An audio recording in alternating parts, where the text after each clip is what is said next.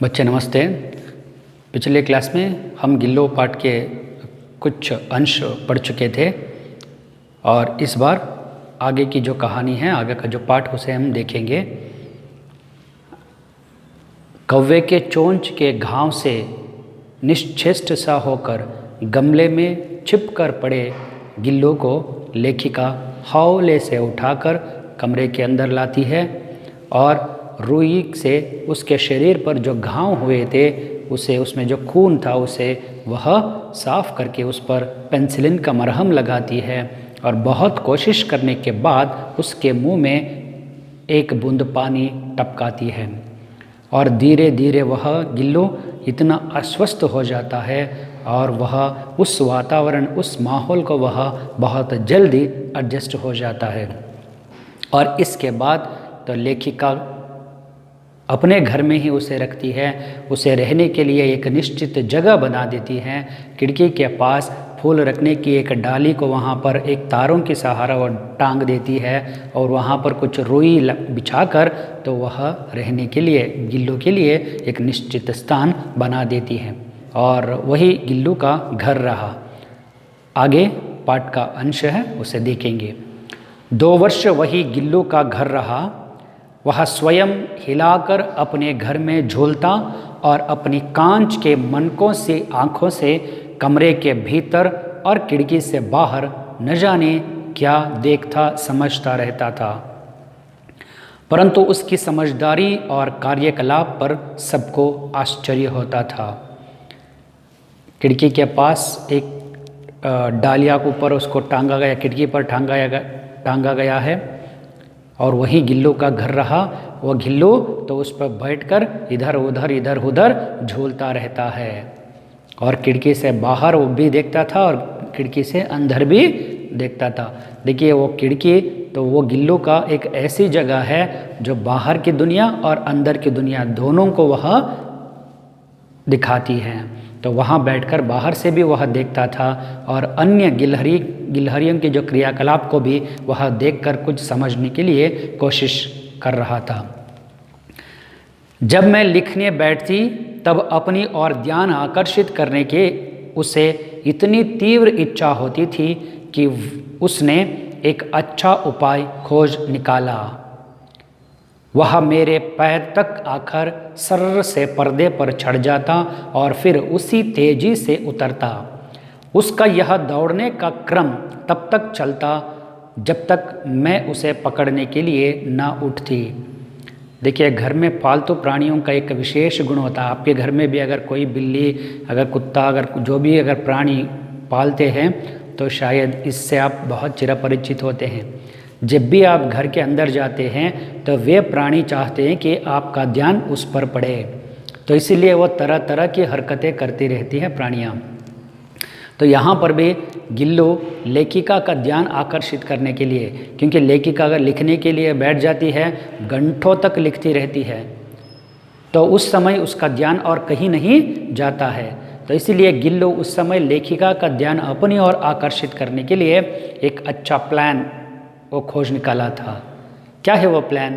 वह ऐसा करता था, जब लेखिका लिखने के लिए जो बैठती थी टेबल, उसके पास खिड़की है, खिड़की पर पर्दे, स्क्रीन्स लगाए हुए हैं, और वो क्या करता था, वो गिल्लू तेजी से, स्पीड से वह जाकर उस स्क्रीन को पकड़कर जल्दी ऊपर चढ़ जाता था और फिर उसी तेजी से, उसी स्पीड में वह नीचे आ जाता था, आकर इसके पैर तक आ जाता था, फिर ऊपर चढ़ना और ऊपर, क्योंकि लेखिका जब लिखने के लिए बैठती तो उस समय थोड़ा सा डिस्टर्ब हो जाता था, तब वह उसे देखती थी।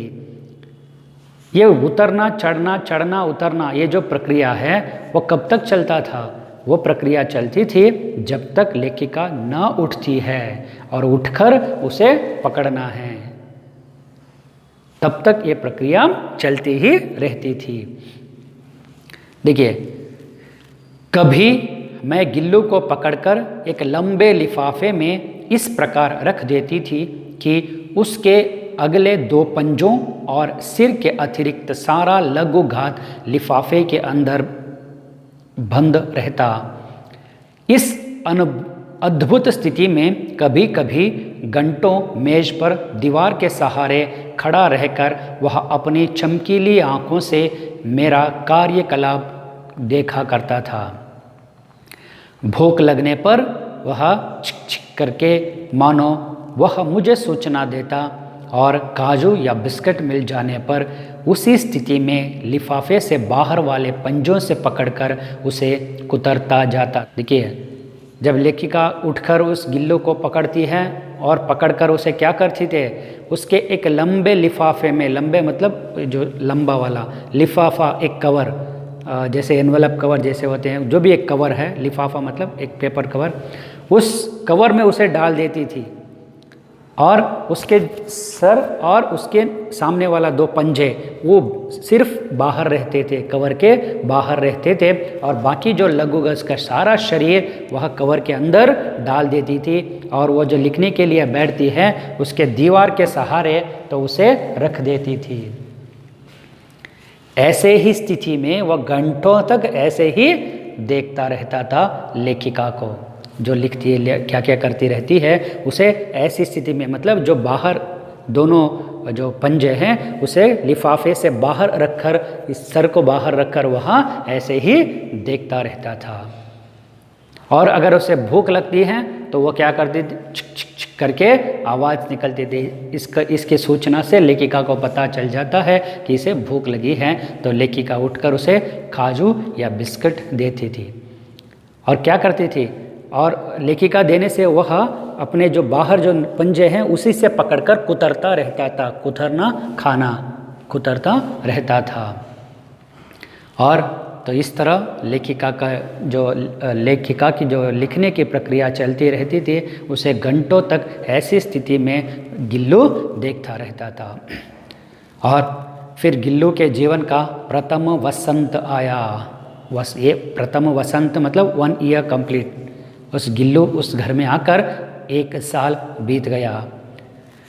बाहर की गिलहरियाँ खिड़की की जाली के पास आकर छिक छिक करके न जाने क्या कहने लगीं। जब इस खिड़की के पास अपने झूले पर बैठता था गिल्लू, तो बाहर की जो अन्य गिलहरियाँ उस खिड़की के पास आकर वो भी चिक चिक चिक करते थे, अपनी भाषाओं में दोनों सब बातें करते थे। बाहर से भी बहुत सारी गिलहरियाँ खिड़की के पास आती थी, जो अंदर की जो गिलहरी अंदर है गिलहरी, वह उसे देखता रहता था। और गिल्लू को जाली के पास बैठकर अपनेपन से बाहर झांकते देखकर मुझे लगा कि उसे मुक्त करना आवश्यक है। तो अब हमेशा गिल्लू उस जालरी के पास बैठकर बाहर अपनेपन से देखता रहता था, और उसे देखकर लेखिका को लगता है अब समय आ गया है, गिल्लू को फ्री मुक्त करना है, उसे बाहर भेजना है। तो 2 कारण से लेखिका इसे सोचती है। एक, अब गिल्लू बड़ा हो चुका है, अपनी रक्षा वह खुद कर सकता है, ओके। और दूसरी बात यह है, अगर गिल्लू घर में ही रहते हैं, घर में जो अन्य प्राणी हैं जैसे कि कुत्ता बिल्ली, तो इससे उसे बचाना बहुत मुश्किल है। तो इसलिए लेखिका सोचती है अब समय आ गया है, तो इसे बाहर छोड़ना चाहिए। मैंने कीले निकालकर जाली का एक कोना खोल दिया और इस मार्ग से गिल्लू ने बाहर जाने पर सचमुच ही मुक्ति की सांस ली। इतने छोटे जीव को घर में पले कुत्ते बिल्लियों से बचाना भी एक समस्या थी। मेरे कमरे से बाहर जाने पर वह भी खिड़की की खुली जाली की राह बाहर चला जाता और दिन भर गिलहरियों के झुंड का नेता बना हर डाल पर उछलता कूदता रहता था। और ठीक 4 बजे वह खिड़की से भीतर आकर अपने झूले में झूलने लगता। जो घर के जो दीवार है, जो खिड़की है, उस खिड़की के कीले मतलब जो लॉक होते हैं उसे खोल देते हैं। खोलकर एक जगह जाली पर लगाए हुए हैं, उस जाली से एक कोना खोलकर एक जगह बना देती हैं। उस जगह से गिल्लू बाहर जाता है। बाहर जाकर इतनी खुशी होती है, तो वह ऐसे एक नई दुनिया में वो प्रवेश कर रहा है। बहुत खुशी से हर पेड़ पर, हर डाली पर अपने गिलहरियों के, अन्य गिलहरियों के झुंड, ग्रुप में वो बहुत एंजॉयमेंट, मस्ती करता रहता था। और जब लेखिका बाहर जाती है किसी काम के लिए, वो सुबह बाहर, ये गिल्लू भी उसी जाली के बाहर जाता था और फिर वहाँ खेलकर फिर 4 बजे लेखिका जब घर आती है तो उसी समय, उसी राह से आकर तो वो अपने झूले में बैठकर झूलने लगता था। मुझे चौंकाने की इच्छा उसमें न जाने कब और कैसे उत्पन्न हो गई थी। कभी फूलदान के फूलों में छिप जाता, कभी पर्दे की चुन्नट में और कभी सोनजूही की पत्तियों में। तो लेखिका को वह चौंकाने की इच्छा उस गिल्लू को था और वो क्या करता, कभी कभी छिपकर तो लेखिका उसे ढूंढती थी। कहाँ कहाँ वो छिप जाता था, तो वह कभी फूलदाने के फूलों में, फूलदाने मतलब फूल रखने के जो वाज होते हैं वहाँ उसके अंदर चला जाता था, छिपकर रहता था।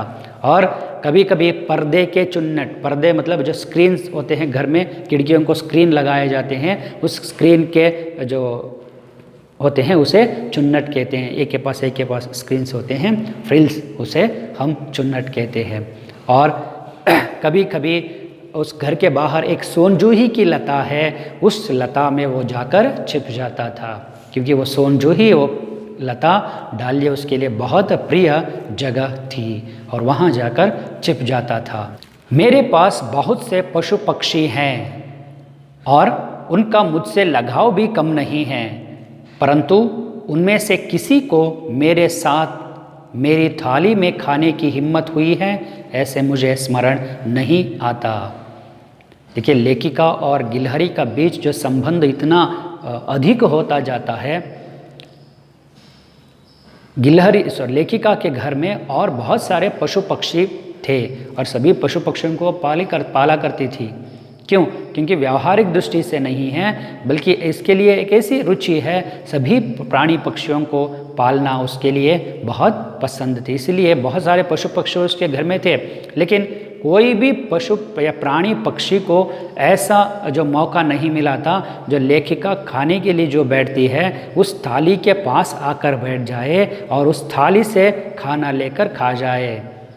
ऐसी हिम्मत, ऐसी आज़ादी किसी प्राणी पक्षी को नहीं, लेकिन सिर्फ गिलहरी को ऐसा मौका मिलता है। गिल्लू इनमें अपवाद था, तो प्राणी पक्षी उसके पास नहीं आते थे, खाने में वो भाग नहीं लेते, लेकिन ये गिल्लू उससे अपवाद, एक्सक्लूसिव इसके लिए, गिल्लू के लिए, तो वो ये काम करता था। मैं जैसे ही खाने के कमरे में पहुंचती, वह खिड़की से निकलकर आंगन की दीवार, बरामदा पार करके मेज पर पहुंच जाता, मेरी थाली में बैठ जाना चाहता।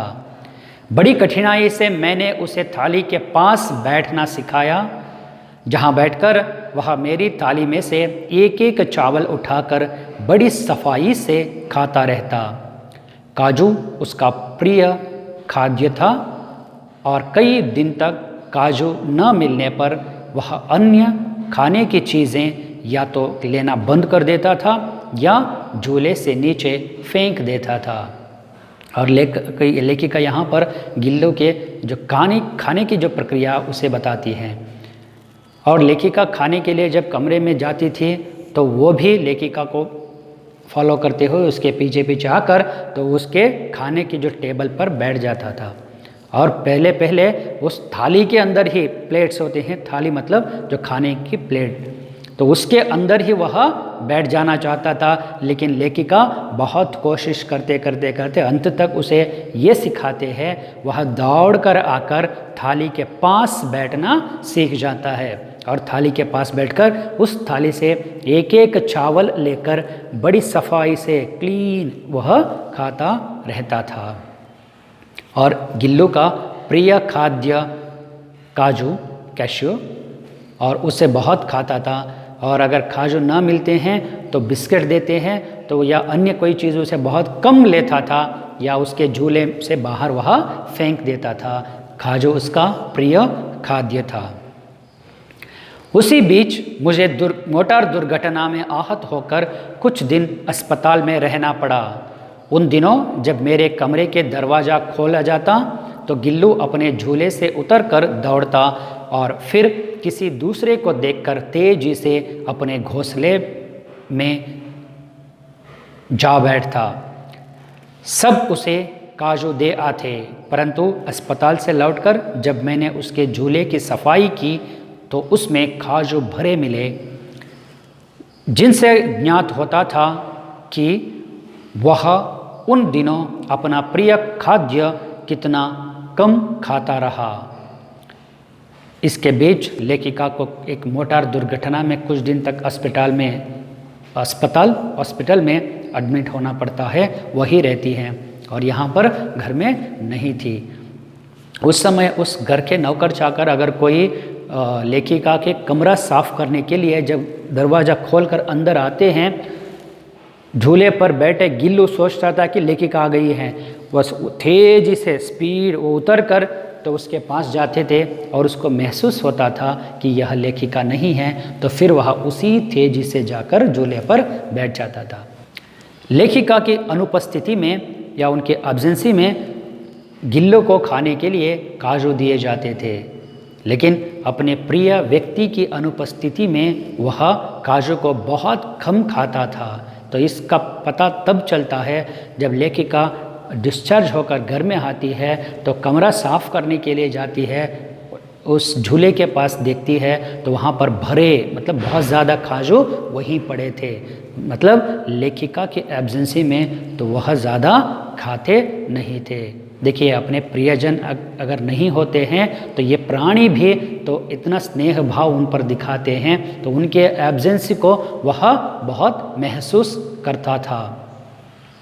और मेरी अस्वस्थता में वह तकिए पर सिरहाने बैठकर अपने नन्हे नन्हे पंजों से मेरे सिर और बालों को हौले हौले सहलाता रहता था। जब लेखिका अस्पताल से वो डिस्चार्ज होकर घर आती है, घर में कुछ रेस्ट लेने के लिए कहा जाता है, तो वह सोती रहती है। जब वह रेस्ट लेती है तो मतलब आराम से सोती रहती है, तब वह गिलहरी उस झूले से उतरकर तो उसके पास जाते थे। उसके तकिए मतलब पिल्लो, तकिए के पास बैठकर तो उनके सिर में जो बाल है लेखिका के बालों पर अपने नन्हे नन्हे पंजों पर ऐसे ऐसे ऐसे करते थे। देखिए, अगर आपके परिचित या आपके प्रियजन अगर कोई अस्वस्थता में पड़ जाते हैं तब आपको जिस तरह उसको सांत्वना देते हैं, तो उसी तरह यहाँ पे भी गिल्लू कर रहा है।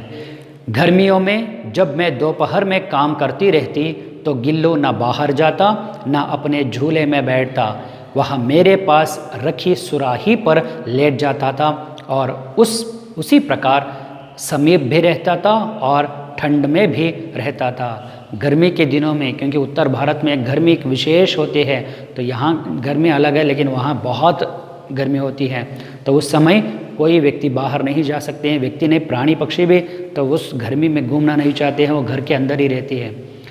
तो इसलिए लेखिका के पास वो लिखने के लिए बैठती थी, वहाँ पर एक सुराही मतलब फूल वगैरह रखने की, पानी रखने की एक मटका जैसे होते हैं, और उस पर जाकर लेट जाता था। और इससे दो बेनिफिट्स होते थे उसको, या तो अपने शरीर को ठंडा रखता था और दूसरी लेखिका के पास ही रहता था। और गिलहरी जीवन के अंत समय तक पहुंच गया है। गिलहरी के जीवन की अवधि 2 वर्ष से अधिक नहीं होती, अतः गिल्लू की जीवन यात्रा का अंत आ ही गया। दिन भर उसने न कुछ खाया न वह बाहर गया। अब देखिए, गिलहरी मतलब गिल्लू के जो लाइफ स्पैन होते हैं वह 2 ईयर्स माना जाता है, उसकी आयु बस इतनी ही है। अब 2 वर्ष खत्म हो गए हैं, उसके अंतिम चरण पर वह पहुंच गया है।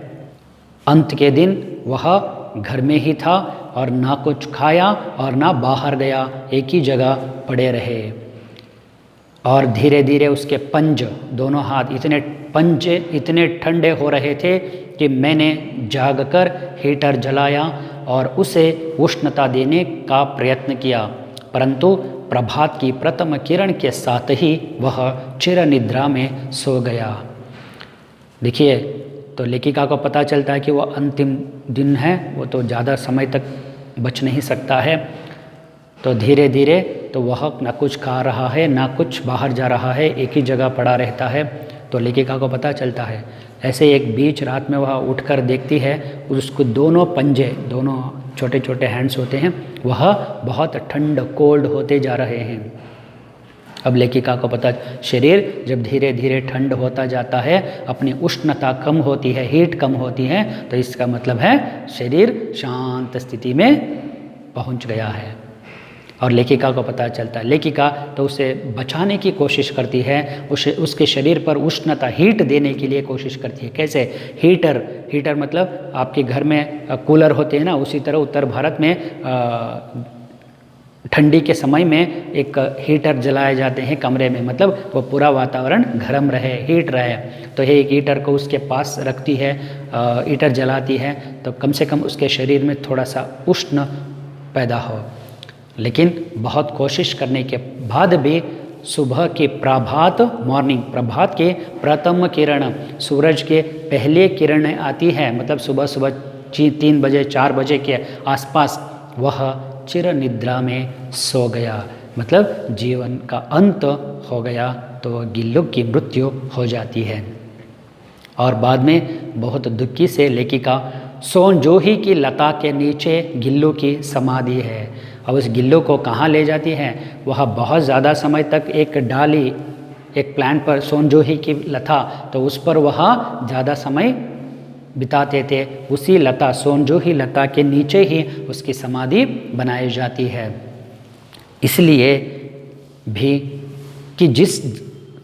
इसलिए भी कि उसे वह लता सबसे अधिक प्रिय थी, इसलिए भी कि उस लघु घात का किसी बासंती दिन जूही के पीत छोटे फूल के रूप में खिल जाने का विश्वास मुझे संतोष देता है। लेखिका सोनजोही लता के नीचे इसकी समाधि बनाई जाती है। इसका कारण यह है, वो लता उसके लिए बहुत प्रिय थी, हमेशा तो वहीं रहता था वो गिल्लू। और दूसरा है लघुगात, गिलहरी का एक छोटा सा लघु शरीर शायद उस लता में पीतब येलो फूल के जैसे फिर वह खिल जाता है, उसे देखकर मुझे खुशी होती है। इस उद्देश्य से लेखिका वहाँ पर समाधि बनाती है। ये पाठ रहा गिल्लू, रेखा चित्र महादेवी वर्मा के संस्मरण में चुना गया रेखा चित्र है। तो इस रेखा चित्र में लेखिका का उद्देश्य यही है, मतलब प्राणी पक्षी भी भावानुकूल होते हैं, उनके भी भावनाएं होती हैं, वे भी अपनी भावनाओं को एक्सप्रेस करना चाहते हैं और मानव के सहज वातावरण में वो भी रहना चाहती हैं। मानव के साथ, मतलब अन्य प्राणियों के साथ भी वह बहुत स्नेहपूर्ण व्यवहार करना चाहते हैं, तो वो बताना चाहती है। और गिल्लू के प्रति उनका जो प्रेम था वो यहाँ पर दर्शाती हैं। और तो इस पाठ में सबसे ज़्यादा आपको ध्यान देने की बात वही है, गिल्लू के क्रियाकलाप, गिल्लू किस तरह उसके घर में थे और क्या क्या काम करता था, किस तरह वह घर में सदस्य बनकर लेखिका के साथ रहा, तो इस पर आपको ध्यान देना है। और दूसरी बात है, लेखिका गिल्लू को किस तरह वह चिकित्सा करती है, उपचार करती है, वो भी देखना है। ये पाठ बहुत इम्पॉर्टेंट है आपके लिए, शायद 4 अंक के प्रश्न इसमें आ सकते हैं। तो इसलिए इस पाठ को 2-3 बार ध्यान से पढ़िए। अगर कोई भी डाउट है तो अंडरलाइन कीजिए और आप मुझसे पूछ सकते हैं इन प्रश्नों को। ओके, तब तक के लिए धन्यवाद।